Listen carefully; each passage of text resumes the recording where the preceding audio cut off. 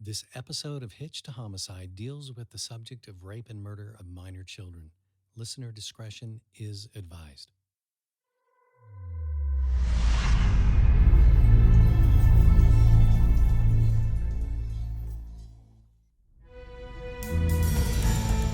In the early 70s, over the span of 2 years, 3 young girls were taken in broad daylight just blocks from their homes in Rochester, New York. All with alliterative first and last names, all from broken homes, all dumped in areas with the same initial of their name. There were a few who were eyed as suspects, but even now, 50 years later, with DNA, advanced fingerprinting, and advances in criminal profiling, this case is still unsolved. And the killer could still be walking among us. This is the story of Carmen Colón, Wanda Walkowicz, and Michelle Maenza, the Alphabet Murders.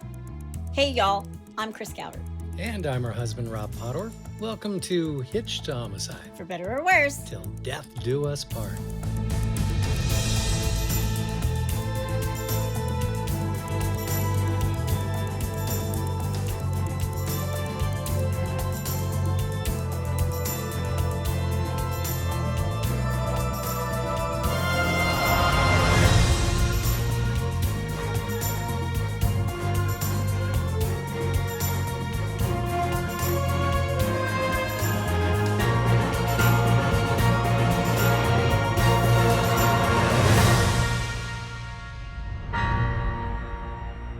Welcome back, everybody. Yes, welcome. And for our friends in Luganda.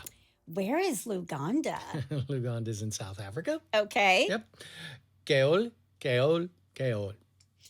Wonderful. There you go. Or wherever you are listening, be sure to like, rate, review, subscribe to the podcast. Yes. And if you're watching on YouTube, hit that subscribe button below. Right. We appreciate your support and your comments and your emails so much. Absolutely. And we love keeping in touch with you guys on a day-to-day basis. Yes, we do. So if you want to be in touch with us, go join the In-Laws and Outlaws, the H2H In-Laws and Outlaws. It's a closed Facebook group. But a family. A very big, loving true crime family. Yes, it is. Just answer a couple questions and you are in. Yep. And if you are asking your friends to come join, make sure they go and answer the questions as well. Yes. This case is 50 years old this year. Oh, wow. And they are no closer to finding a killer than they were back then. Really? It's crazy, right? Wow. And I know how you hate open-end cases. I hate unsolved cases. Yep. But it's the 50-year anniversary. At the end, I'm going to give you some information. If you know anything or, you think you have a clue for the New York State Police, I'm going to give you that information because they're still looking for tips. If you see something, say something. That's right.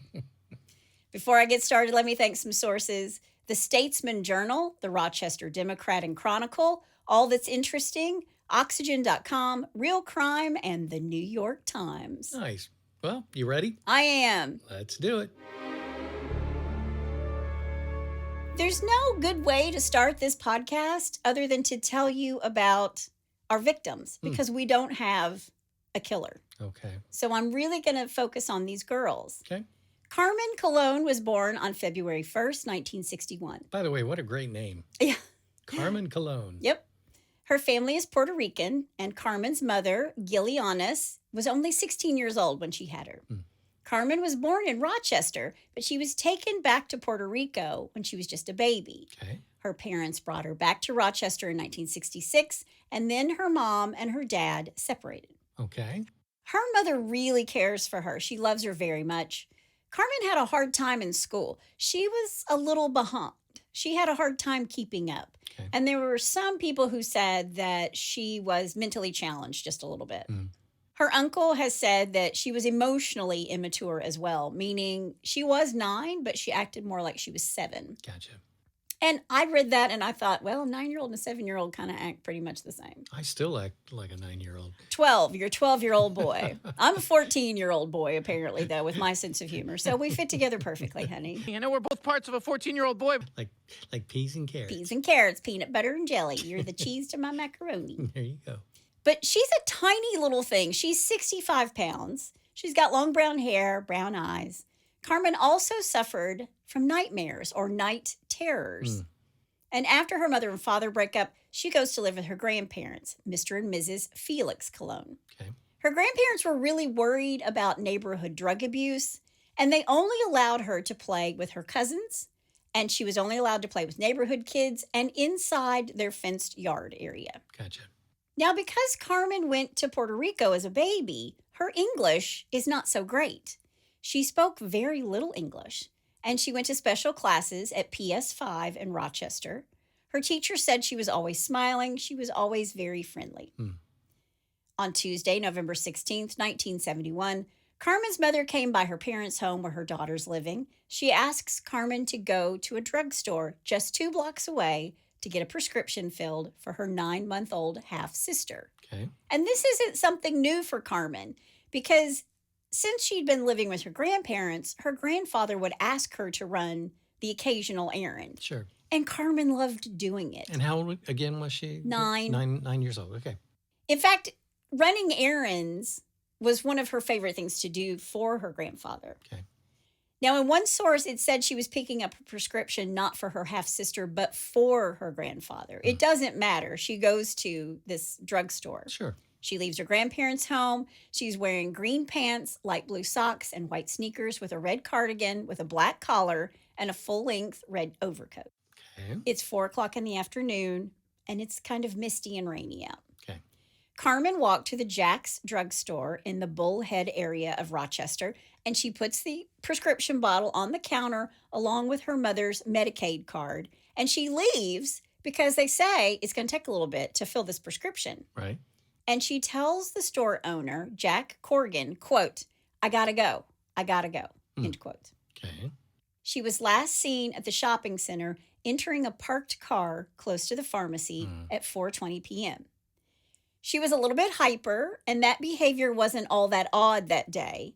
So it was hard to know if she was going to see somebody, if she was going to a waiting person, or if she was just, excited to be there Right. and didn't want to stick around. Right. I gotta go. I gotta go. Sure. When Carmen didn't make it back home in 30 minutes, her uncle went out looking for her. And by 7:30 p.m., they called the police.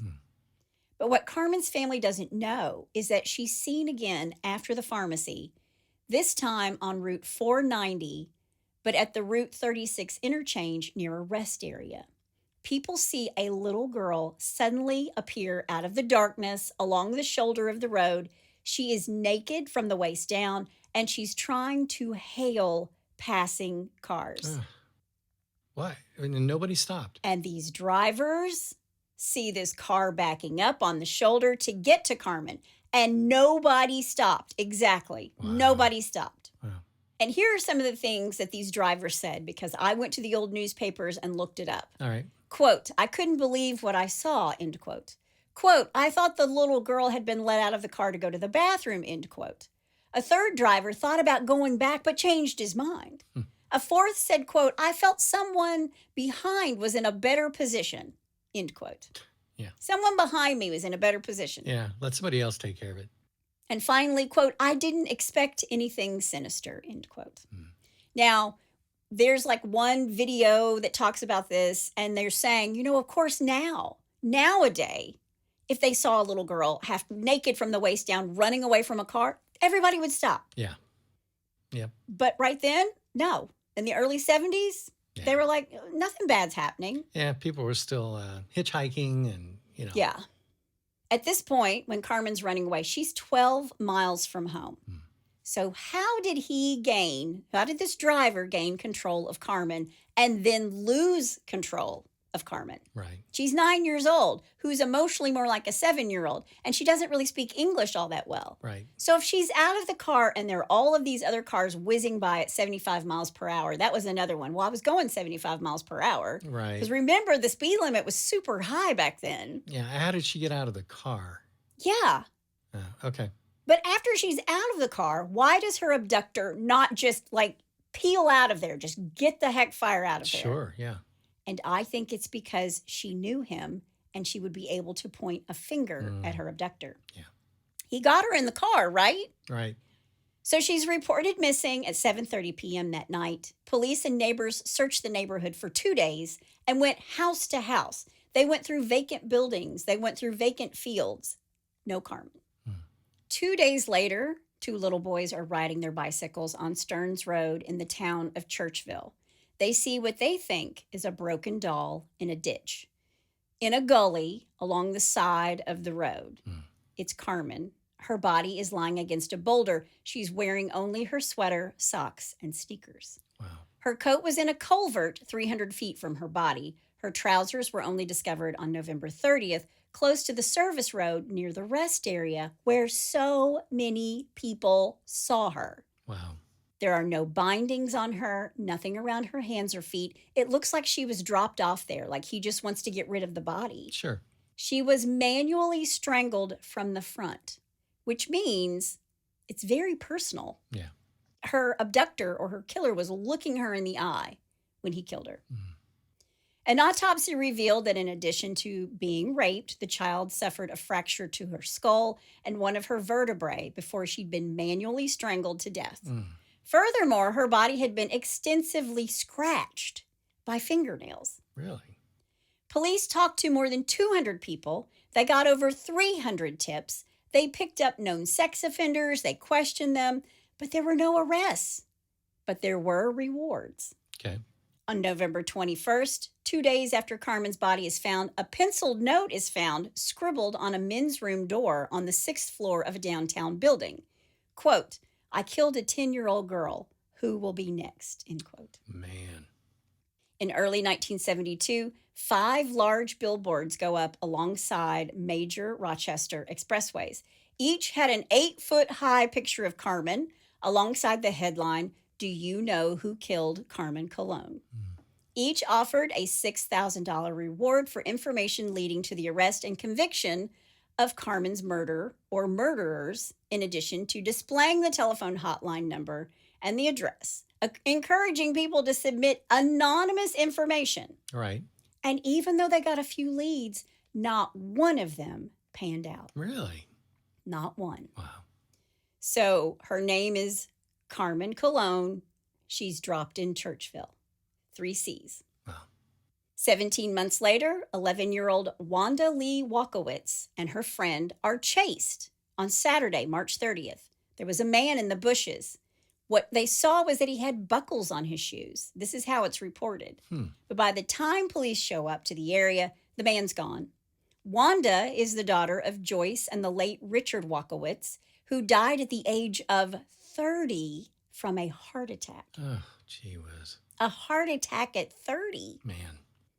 Wanda is born on August 4th, 1961. She's only 4'7". She has bright red hair and blue eyes. She weighed about 70 pounds.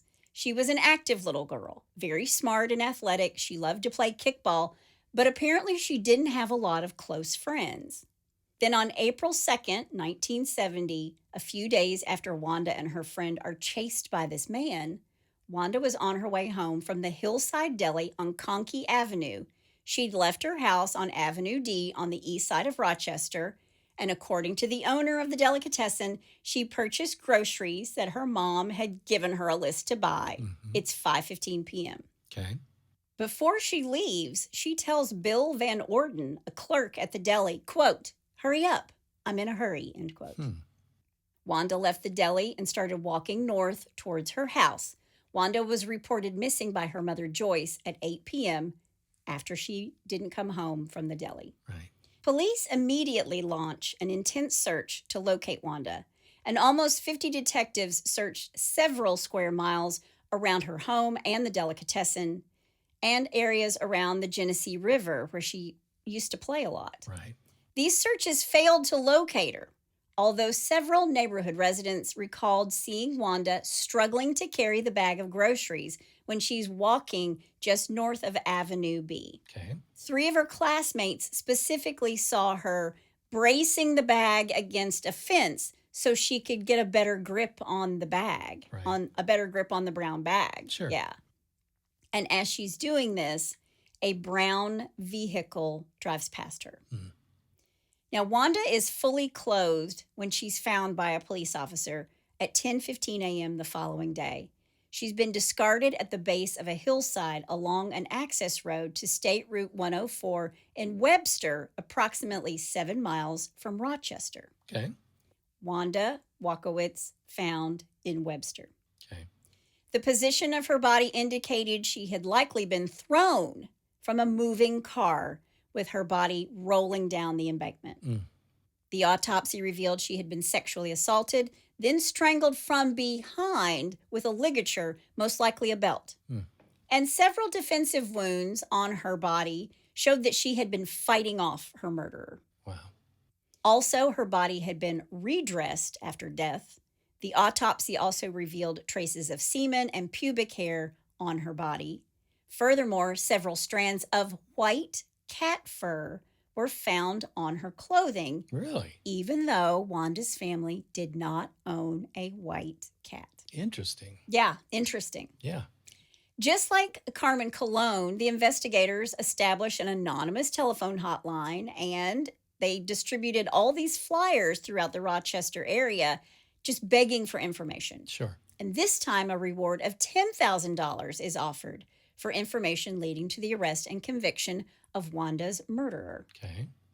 Now, these police inquiries produced an eyewitness who informed the investigators that as Wanda walked home from the delicatessen on the evening of April 2nd, he saw her standing alongside the passenger door of this large brown vehicle conversing with the driver. Now, remember, her classmates actually saw her adjusting her groceries. And they described a brown And they vehicle. saw a brown car drive past. So that's two individuals. Okay. Now, this eyewitness was unable to obtain a clear view of who was driving the car, but the location of the sighting was just 0.2 of a mile from Wanda's house. Right. Then another person contacted the investigators through the anonymous hotline and said that she had observed a man forcing a little red-haired girl matching Wanda's description into a light-colored Dodge Dart on Conkey Avenue between 5:30 p.m. and 6 p.m. This is on the evening of her disappearance. So many things are all sounding exactly alike, right? Yeah, I mean, during that time, especially in the 70s, the color brown for those cars, especially a Dodge Dart, was kind of that light milk chocolatey kind of color. Tan. Yeah. Yeah, the cars in the early 70s weren't that great. I mean, unless you were Starsky and Hutch and you were driving the Gran Torino. Yeah. Right? Hey, hotshot, what do you think you're doing?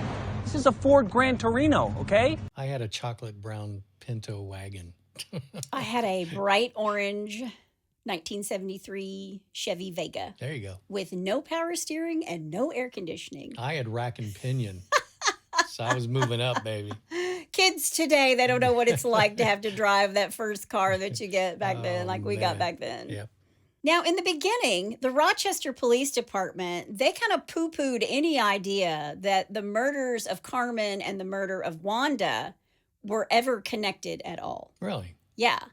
There was one sheriff sergeant who was assigned to investigate Carmen's murder, because remember, this is still an active and open case. Sure. He's reassigned to the task force that was implemented to investigate Wanda's murder. Okay. And he's the one who says, wait a minute, Yeah. this is a little too similar. Right. In September of 1973, local television network WOKR announced plans to broadcast a televised reconstruction of Wanda's abduction and subsequent recovery of her body. Okay. So they're walking everybody through this. This was like a big deal back in 1973. I mean, they're really setting this whole thing up. Yeah. It was a 30-minute episode. It was broadcast on the 21st of October, and they made all these public appeals for witnesses to contact authorities. And the program resulted in the Rochester Police Department getting about 200 phone calls from the public. But again, there were no useful leads. They were still at square one. Wow. 7 months later, on the night of November 26, 1973, 11-year-old Michelle Maenza was reported missing by her mother, Carolyn, after she failed to return home from school. Michelle was born on February 3rd, 1962 in Rochester to parents Carolyn and Christopher. She attended PS 33 at 500 Webster Avenue, and Michelle was last seen by her classmates at approximately 3:20 p.m. walking alone from school to a shopping plaza located close to school with the intention of getting her mom's purse that she had left at a store there earlier that day. Okay. So she's on a little errand right after school. Right. Approximately 10 minutes later, a witness observed Michelle sitting in the passenger seat of a beige or tan vehicle traveling at high speed on Ackerman Street before turning onto Webster Avenue. Wow. Now, according to this witness, Michelle was crying.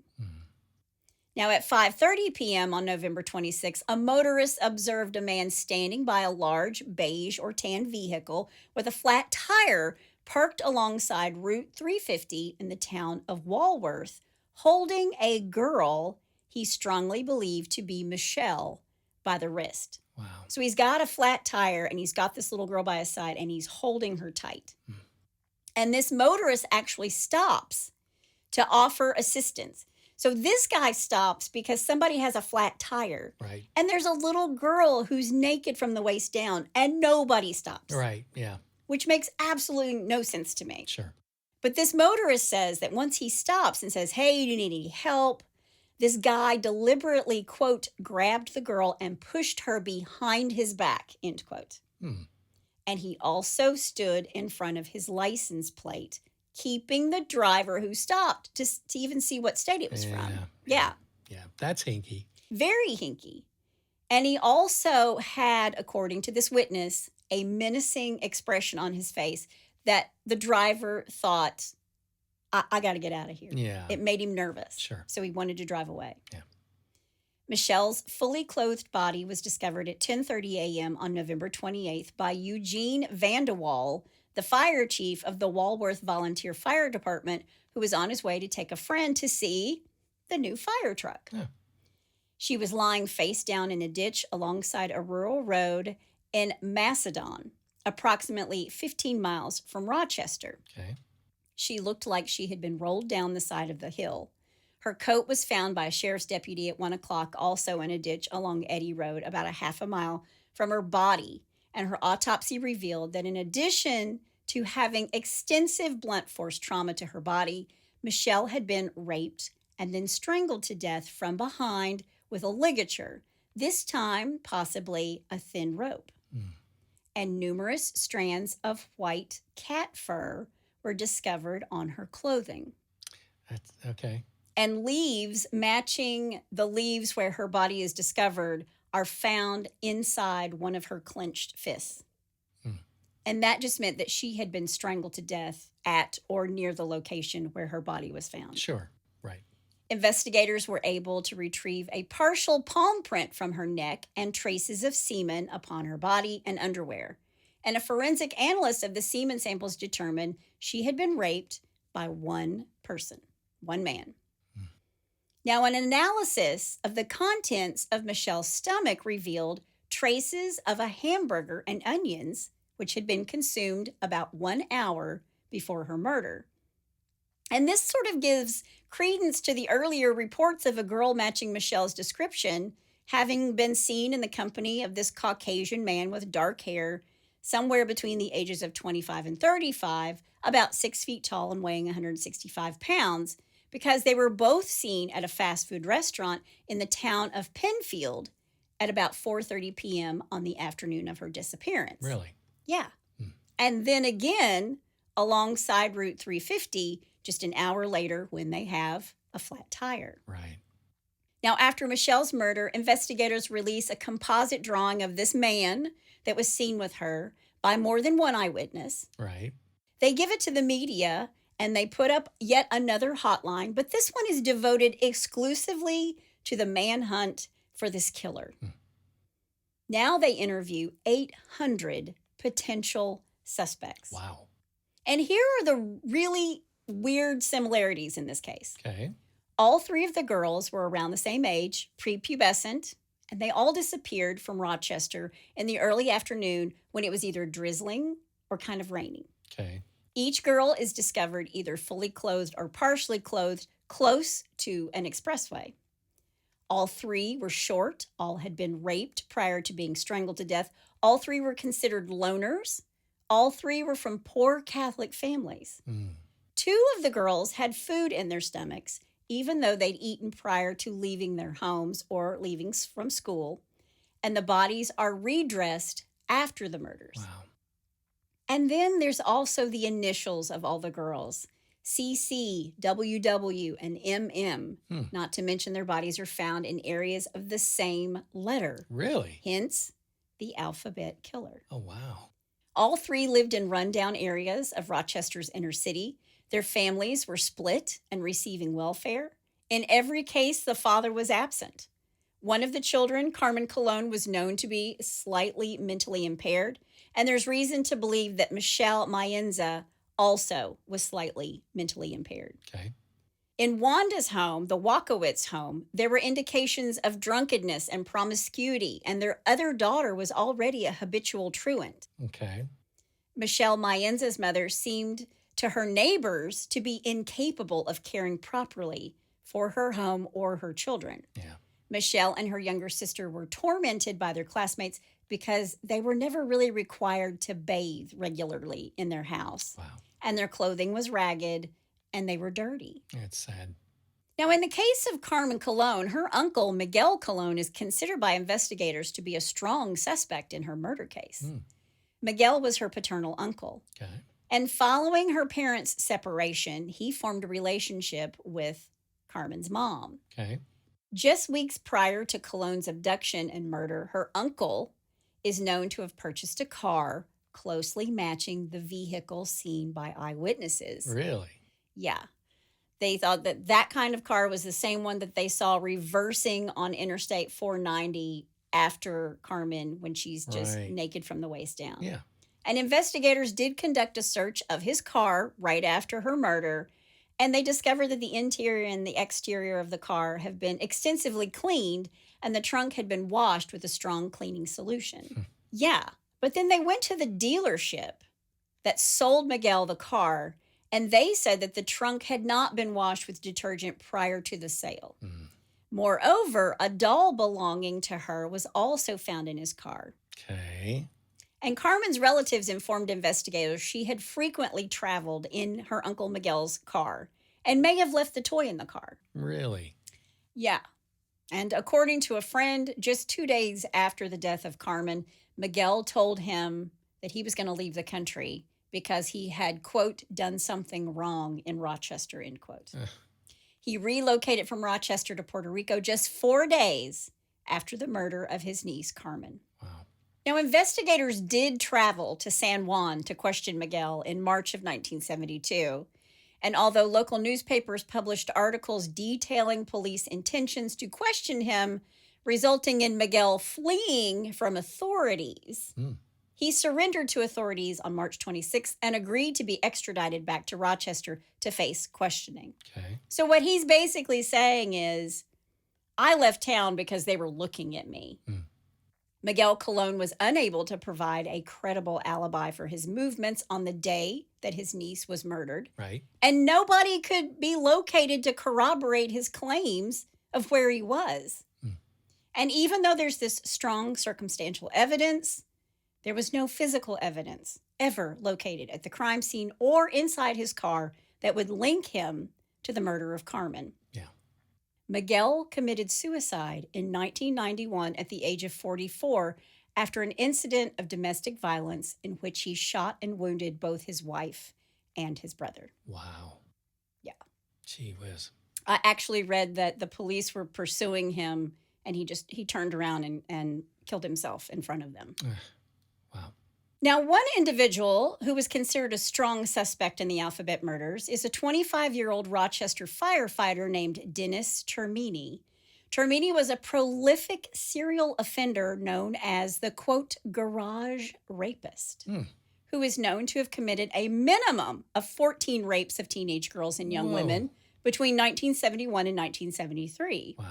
He is also known to have owned a beige vehicle similar in description to the vehicle observed by all the eyewitnesses to the abductions. Really? So Miguel has a brown car, and this Dennis guy, the Termini guy, the firefighter, he also has a brown car. All right. Well, they had a composite drawing. Do either one of these guys look like the composite? Not really. Okay. Not really. Yeah. Moreover, he lived at an address on Bach Street, which was an address that was really close to where Michelle was last seen alive, Okay. Michelle Maenza. Right. 5 weeks after the death of the final victim of the Alphabet murders on January 1st, 1974, Termini attempted to abduct a teenage girl at gunpoint, Jeez. although he fled the scene when the teenager refused to stop screaming. Shortly thereafter, he abducted another potential victim, although this time he's pursued by the police, and Dennis Termini committed suicide by shooting himself in the head. Wow. So this is the second suicide. Gee whiz. Yeah. But they went through his brown car, and there were no traces of a white cat or white cat fur on the upholstery. Yeah, I was going to ask about the cat. Nope. No white cat fur in either one of those cars. Wow. So they've gone all this time without any leads, without any suspects. Well, Right. they have suspects, but they don't have any hard evidence Right. that leads them to a killer. Sure. But technology has advanced, obviously. Right.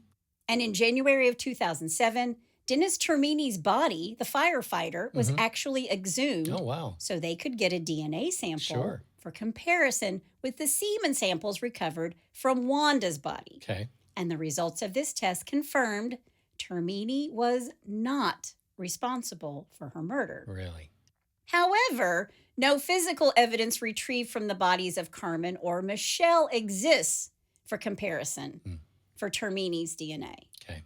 Another suspect in the Alphabet murders is serial killer Kenneth Bianchi, who at the time of the murders worked as an ice cream vendor in Rochester. Okay. He's known to have worked at locations close to the first two murder scenes. Okay. And Bianchi relocated from Rochester to Los Angeles in January of 1976. And between 1977 and 1978, he and his cousin, Angelo Bueno Jr., committed the Hillside Strangler murders. Oh, 10 girls and young women between the ages of 12 and 28. wow. So he was there. He's the Hillside Strangler, Right. but he was in Rochester when these little girls were murdered. Okay. Bianchi was never charged with the Alphabet murders, and he has vehemently denied that he had anything to do with these homicides. He's repeatedly attempted to have investigators officially clear him of suspicion of these murders. Mm-hmm.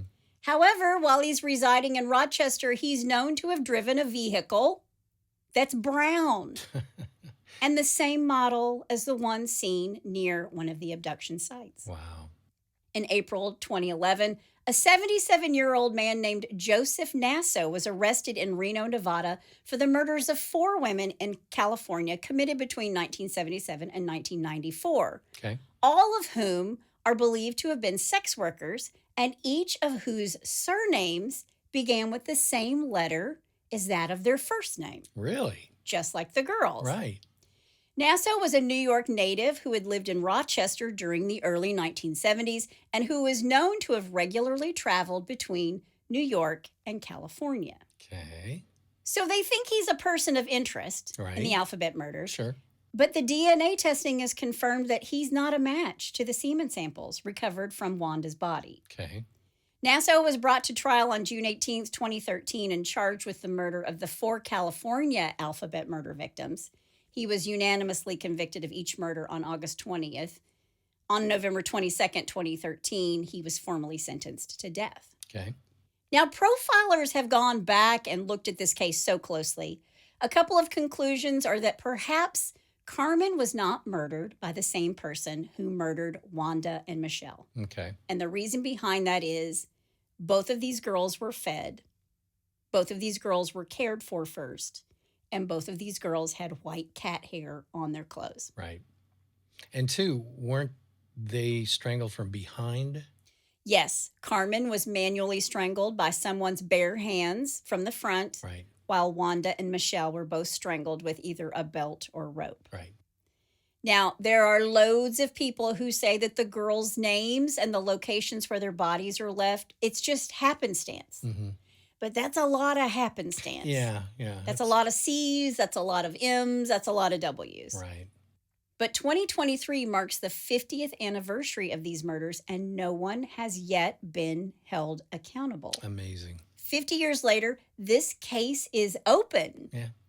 So if you have any information they would like for you to contact the New York State Police, you can email them at nysvicap at troopers.ny.gov. Okay. I will put that in the show notes. Yep. If anybody knows anything, please let them know. Yep. So still unsolved after 50 years. But I didn't want to forget about Carmen or Michelle or Wanda. Right. But that's the story of the alphabet killer. And that's all I have to say about that. Wow, it's hard to believe that 50 years later, they still don't have a single clue. Can you believe that? Yeah. 50 years later, they still don't have anything. And her poor relatives. I mean, I'm sure that her parents are now deceased, but Yeah, these girls would have been in their mid-60s. yeah. Well, Yep. the parents could still be alive. That's sad. Anyway, well, hopefully somebody will know something and say something. Yeah. Yeah, if you know anything, they're still looking for clues. Yeah. If you lived in Rochester during that time, they're still looking for stuff. Or if somebody like bragged to you about it, Yeah. you're still looking. Yeah. So, all right. Well, let's move on and do a little, well, bless your heart. Well, bless your heart. All right. Number one. Is there a problem, officer? Is there a problem, officers? Is there a problem, officer? An Indiana woman seemed to think she did nothing wrong despite stealing a car in order to travel, here we go, to an interview for a stripper job, police say. It's an exotic dancer, honey. Sorry. But you can't steal a car to go do it. Yeah. Confronted by police, Casey Shelton, 20, acted like this whole thing was a joke and did not understand what she was going to be arrested for. Oh, what's going on? I Yeah. don't get it. Is there a problem, officer? Yeah. According to the Muncie Police Department. Police received a call about the theft of a 2013 Kia Optima from a Muncie dealership on Monday. WTTV reports. An employee claimed that they were preparing to arrange for Shelton to take a test drive. Oh. Yeah, but were distracted as the dealership kept getting phone calls, though no one seemed to be on the other end of the line. Oh, really? The employee reportedly told Shelton to wait while they went to answer yet another phone call. Let me go catch this phone real Yeah. quick. Don't go anywhere. Yeah, that's when Shelton allegedly drove off in the Kia per the messenger. Oh. Yeah. Did she get the job? Cameras showed the vehicle easily traced to Shelton, who filled out a form on the dealership's website, traveling south toward Indianapolis and later returning to Muncie, according to police. Okay. When officers showed up at Shelton's home, the woman initially lied about who she was, police say. She later admitted to stealing the car and driving some 60 miles to Indianapolis to interview for a job as an exotic dancer, but claimed it wasn't a big deal because she returned the vehicle to the dealership. I gave it back. Yeah. Yeah. Yeah, the documents indicated Shelton actually left the vehicle with the keys inside in a parking lot next door to the RDI Motors dealership. However, an RDA Motors employee said the vehicle was ultimately recovered in Anderson, about 20 miles from Muncie. Shelton reportedly told police she didn't know what happened to the vehicle and after she left it, but that she'd seen it on some BS Snapchat. I don't know. Yeah, she was arrested on felony charges of auto theft and identity deception and faces up to 2.5 years in prison if convicted. Is a BS Snapchat a bullshit Snapchat? That's what it is. Oh, okay. I'm not up on Snapchat. So, yeah. Yeah, okay. All right, number 2. They'll never know. Oh, yes, they will. Yes, they will. An armed robbery this week at a South Carolina convenience store apparently wasn't as armed as the clerk thought. Okay. CNN reports on the Tuesday incident at a quick stop in the small town of Sharon, where a man donning a hoodie, wig, and mask entered the store around 5:45 p.m. per a release from the York County's Sheriff's Office. So I see him in like one of those old 1970s plastic, like Casper the Ghost mask and a really unruly blonde wig. I'm sure that's close. I'm picturing this in my head. honey. Okay, all You're, right. you're weaving a tale. You're painting a picture. I'm painting the picture. There you go. According to authorities, the suspect pointed the gun in his waistband and ordered the clerk to hand over, whatever cash was in the register. It was about $300. Okay. Yeah. Deputies tracked down D'Alessandro in the parking lot of a nearby Dollar General and placed him under arrest. Okay. They say the pistol he used was tucked into his pants. Oh, I can't wait to hear this. Except it wasn't an actual pistol. Of course not. This is the great What thing. was it? It was a fake gun used to play the Nintendo game Duck Hunt. And he spray painted it black, which could appear, to mean that D'Alessandro couldn't be busted for an actual armed robbery. I thought you were going to say it was like a banana in his pocket or No. something. No, just the fact the word duck is in here just makes me laugh. What's it called again? What's the game called again? Duck Hunt. Duck Hunt. Yeah, Luke used to play that. Don't say that one wrong. Yeah. Law and Crime notes that in South Carolina, even the mere representation of possessing a deadly weapon That is right. that a witness reasonably believes to Yep. be a real gun is enough to hit someone with those charges. Yep. If you pretend it's a gun, it's a A gun. Per the sheriff's office, D'Alessandro, who was charged with armed robbery with a deadly weapon, With a deadly banana. duck, duck, goose, Goose. petty larceny of less than $2,000 and wearing mask and the like, is being held without bond in the York County Detention Center. Bless his heart. I know. Bless his heart. I know.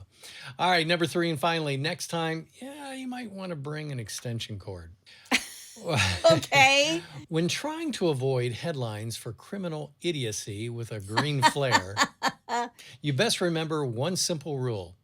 Charge the EV in which you're attempting to flee the scene of your crime. Oh. As Fox 5 reports, police say 2 would-be criminal masterminds robbed gaming systems from an unnamed store in Gwinnett County, Georgia. Okay. Responding officers were told that they fled in a Tesla. They Okay. put out a description to fellow cops. And wouldn't you know it, the devious 2 were located not far away from the crime scene, charging the aforementioned Tesla. Police say they were recovering the gaming systems along with several guns and what they believe is 2 pounds of marijuana. Oh, Yeah, okay. Yeah, the suspects were not identified in a tweet applauding the work of the officers from Gwinnett County Police Department. Yeah, they didn't have to look too far. Nope. Just find a charging station. Dumb. Charge your electric car Yeah. before you use it as your getaway vehicle. Just, they were trying to be classy. There you go. Yeah. Well, if you have a bless your heart or you know somebody's heart who needs blessing, Yep. all you have to do is go to hitchedtohomicide.com where there's a pull-down menu and you can also suggest a case. Yeah. That's all we have today. That's my amazing husband out there. And that's my beautiful bride in the booth. Join us next time on Hitched to Homicide. Bye, y'all.